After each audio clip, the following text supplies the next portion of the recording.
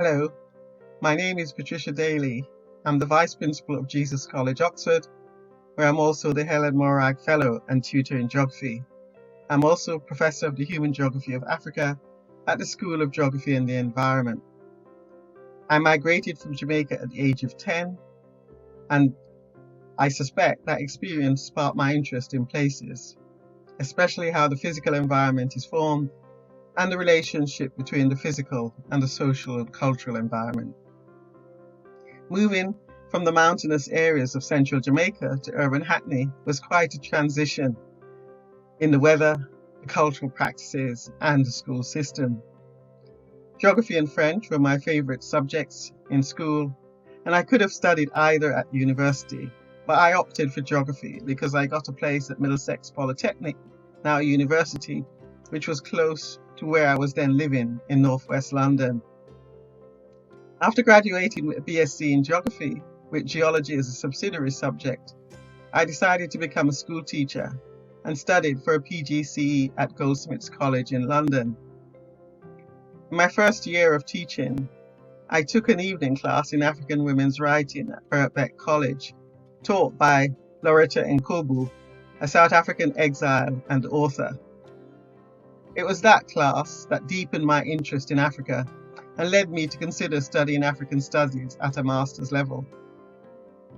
I enrolled for a master's degree in African studies at SOAS, where I took modules in African history, literature, and geography.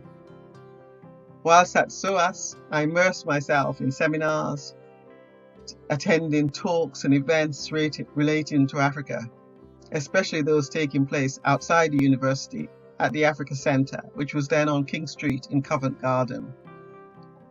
Through SOAS and the Africa Centre, I met a number of refugees from various African countries: South Africa, Namibia, Sudan, Uganda, Ghana, and Senegal in particular.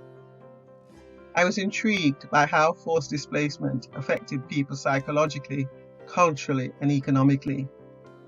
Many of the refugees had suffered horrifying experiences of persecution that included torture and imprisonment, and felt relatively safe but alienated in the UK.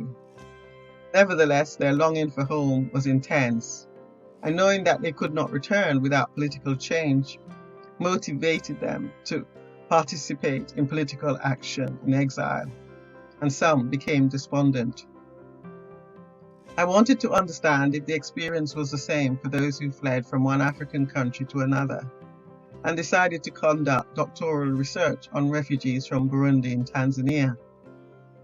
I joined Oxford University as a doctoral student and soon set off to Tanzania, where I spent a year interviewing refugees in the western part of the country and collecting historical data in the archives in Dar es Salaam. You cannot understand the situation of refugees in Africa without doing some history, so I see myself partly as a historian. I needed to understand how colonial borders and ethnic categorization divided up communities, and how colonial laws on migration within and between African territories and those arising in relation to World War II refugees still inform the laws and policies of post-colonial African states. Tanzania at the time was under pressure from the international community to introduce or move away from their colonial legacy and introduce new refugee laws that were less draconian. Colonial laws or modified versions of them are still on the law books in many African countries. Black History Month is an opportunity to learn about Black people's presence in history and also about those Black people who have made history. Historical knowledge about Black people was missing from the curriculum when I studied in British schools.